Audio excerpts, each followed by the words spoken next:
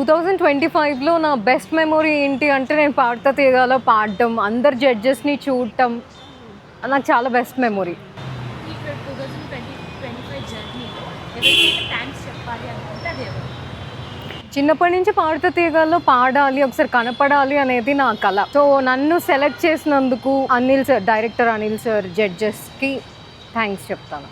2026లో నేను ఏ రిజల్యూషన్ చేయాలి అనుకుంటున్నానంటే స్వీట్స్ చాలా తగ్గించేయడం, ఫుడ్ కరెక్ట్గా స్ట్రీట్ ఫుడ్ తినకుండా ఇంట్లో హోమ్ ఫుడ్ తినడం, ఓన్లీ అది చేయడం మాత్రమే అనుకుంటున్నాను.